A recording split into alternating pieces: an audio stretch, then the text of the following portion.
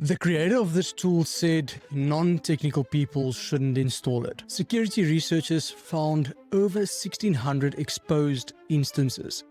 That is your API keys, your chat histories, your file system, all accessible to anyone who knew where to look. But here's what nobody's talking about. The founders who are running this securely can replace thousands a month in roles with AI assistants that works around the clock. You've seen the hype, but the gap between it looks amazing and I can actually use this to run parts of my business feels massive, and it's completely understandable. The hype is extreme. There's a lot happening, but most content out there is either purely hype or purely fear. So neither of it helps you. I'm going to walk you through both sides, how to set this up in the most secure way possible in my opinion for now. And this is whether you're on a cloud server or your own machine, and what you can actually do with it once it's running. I'll give you some real use cases. Hey, I'm Johnny Null. I spent years building businesses the old hard way, managing teams, scaling operations, and doing everything manually. Today, everything I built, from automations and no-code infrastructures to fully AI SaaS products, has AI helping in one way or another. Firstly, let me quickly show you this. In South Africa, we call this a braai. I build with AI tools that, in my opinion, anyone can learn to use. My mission is simple: to help creators, entrepreneurs, and business owners get clarity with AI. Let's build smarter together and enjoy this video. Let me give you the full picture. 1,600 plus exposed instances found by security researchers. One researcher attracted private API keys in under 5 minutes. If you're running this on your home network without proper isolation, you're potentially exposing your NAS, your smart devices, your other computers, everything connected to that network. And guys, API keys cost real money when they're stolen. I've seen some crazy stuff on X where there's bills of up to $10,000 plus for API keys. That's just ridiculous. And all of this is happening right now. But here's the flip side. If you set this up correctly, you stand a chance to really automate significant portions of your operations. And this could be from calendar management, email drafting, reminders, client follow-ups, document reviews. Guys, anything that you think is required right now for where you position at, whether you're a solopreneur, an entrepreneur with a small team, or even a business owner running big teams looking to scale down. There's a lot of use cases. The quickest way I can help you to identify that is thinking, what is the most urgent hire for your business currently, or what is the current bottleneck in your business currently, and seeing potentially what an AI assistant of this magnitude can achieve within that role. On our side, we are actively building workflows for example, video editing, media buying. The gap isn't the tool. The gap is knowing how to set it up properly and how to use it once it's running. It's like when someone gets access to AI for the first time, but don't understand the capabilities. If you give it to something that's chaotic, it's going to turn it into more chaos. If you give it access to a very good architected infrastructure, it's going to manufacture on top of that. So guys, sometimes all it takes is a clear framework to make AI feel human again. Simple, structured, and useful. Inside of our AI school community, you'll find the full curriculum, workshops, prompt vault, and private access to our upcoming beta apps, all built to help founders integrate AI without the overwhelm. Experience how clarity and design turns into confidence in execution with AI. You've got two options on where to run this. We've discussed this in previous videos, but I'm going to quickly just scan over it a bit more in depth so that you have a clearer understanding of where you stand and what route to take. And remember, each path has its own trade-off. So let's look at path A, your own machine. Maybe a Mac Mini, maybe an old laptop, or some dedicated hardware you're using for personal work. This gives you full control. It's technically free since you're using existing hardware, but here's the catch. If this machine gets compromised, the attacker is on your network. Your personal files, your other devices, everything is at risk. So the rule here is simple.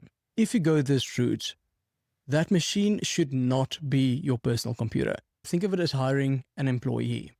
They get their own workspace email, they get their own Apple ID, they get their own handle for social, they get their own identity. It shouldn't be running on your identity.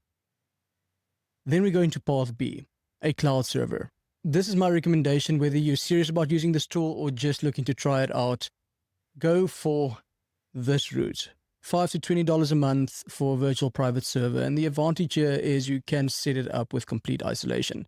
If something goes wrong, it's contained within a disposable server, not your local network. Not your personal machine with years of files, neither your personal network. It runs around the clock and you don't need to leave hardware running at home. And if the server is compromised, delete it, sign up for a new one. Your personal stuff is kept safe and it was never at risk. Let me explain why this actually matters without getting too technical. Oh, and by the way, guys, I created an entire security installation guide for you guys to access in the community. I'll drop the link down in the description below. When this tool runs, it needs to listen for connections somewhere. Think of it like a phone that rings. The question is, who can call that phone? The safe setting means only your own machine can connect, like having a phone that only accepts calls from inside your house. The dangerous setting means the entire internet can potentially connect.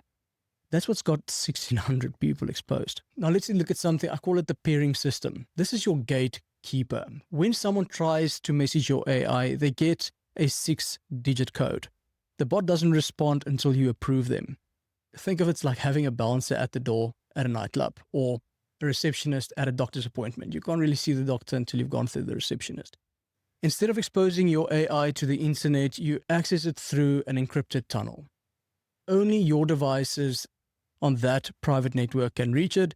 The public internet never sees it. This is the payoff for all that security work. Once it's locked down, here's what becomes possible. You can give it a bit more personal access. For example, your calendar management. You can give it direct access to your Google account. It can block out focus time, schedule meetings, send invites, check for availability before booking, etc. It can also draft emails on your account for you. It can run follow-up sequences, summarize your inbox, flag priority items.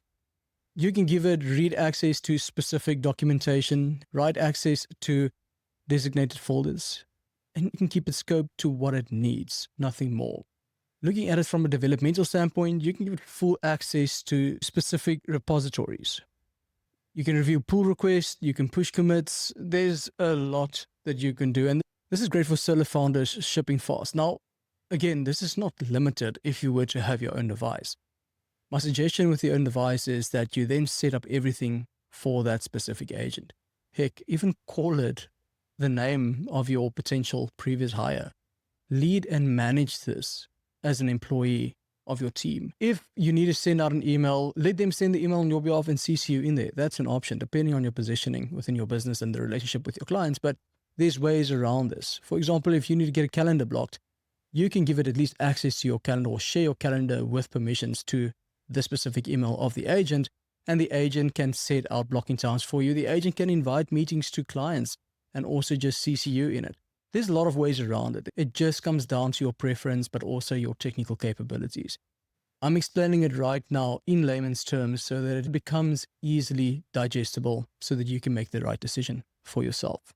Currently, what we're building right now is we're currently building video editing workflows. This is analyzing the footage, making cuts, ensuring the silences are removed, ensuring the captions are created, the captions are spelled correctly, ensuring there's background music, ensuring the audio is cleaned up, ensuring there's consistent B-roll, trying out creation of animations. There's quite a bit that goes into that, and that all you build in a skill and you teach it on it. Even better if you already have a lot of documentation of perhaps a previous coach or someone that you looked up to and whose opinion you valued. Bring that in, create that architecture so that it can help build the infrastructure and make it all better based on that.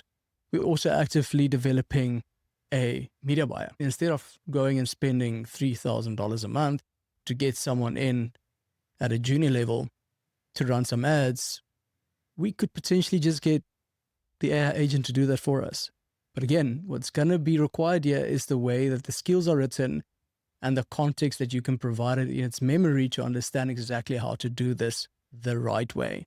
And that, again, is all very personal. It could be personal to you, could be personal to someone else. I would suggest looking at the Eisenhower matrix. Look at what you're good at, what you love doing, what you're good at, but you're okay doing it, what you're good at, you don't like doing it, and what you're not good at and not doing it at all. The point I'm trying to make here is identify what you're great at and that actually moves the needle forward in the business. Stay with that, and everything else that's distracting you or that's just laborsome tasks, offload that to your agent. So what is the goal that we're trying to achieve here? It's having a robust AI infrastructure with agents running around the clock at a fraction of the cost to hire people in these individual skills. And again, guys, I invite you to allow yourself to just think of this as onboarding an employee, just another team member you bring on board. What do they need access to? What should they not touch? What training do they need? What infrastructure do they need? What access, etc. So start restrictive, expand as trust builds, and you can start to set the parameters to ensure that nothing gets exposed and you're fully having a fluent agent working on your or another team member's behalf. So if someone is new, as an example, in the company, you wouldn't just give someone that you just hired keys to everything on day one. Sometimes even never. The same principle applies here. And the thing is, guys, there's really one frustration you'll hit quite quickly. The AI doesn't always remember your context. So sometimes it knows who you are, and sometimes you're starting from scratch. You end up re-explaining the same things over and over. There are solutions for this, though. Tools that inject your context automatically into every conversation. There's also workarounds that you can incorporate to ensure that it takes a bit more context. It's quite robust in the sense that it was built a lot around that, but you don't have to go and repeat yourself all the time. And usually the trade-off, obviously, for this is your conversations sync to the cloud. So it's really looking at what is safe to do locally, what are the capabilities locally, but also what does it look like when it's in the cloud? Again, it's not local only. If you're okay with that, the continuity improvement is significant. And remember, guys, run this on a dedicated machine or an isolated cloud server, not your personal computer. Separate accounts created, its own email, its own identity, own logins, etc. A private tunnel configured for remote access, no public ports exposed. Your authentication needs to be able, the pairing mode needs to be active, it doesn't need to be open to everyone. File permissions are locked down, firewall is enabled, only essential access is allowed, and security audit passes with no critical findings should be the standard. Using a dedicated phone number if you're connecting WhatsApp, not your personal number.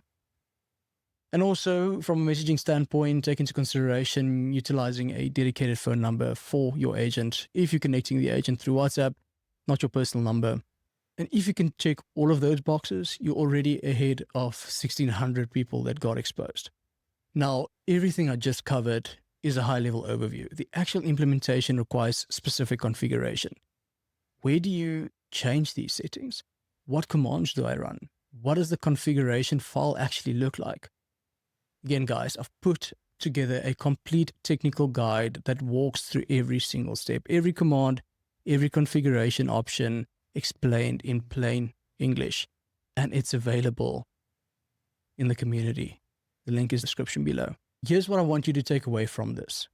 This tool is powerful, but it requires respect. Security isn't optional, and utility comes after you've locked it down, not before. The founders who are getting the most out of this tool aren't the ones who rushed the setup. They're the ones who took the time to do it right.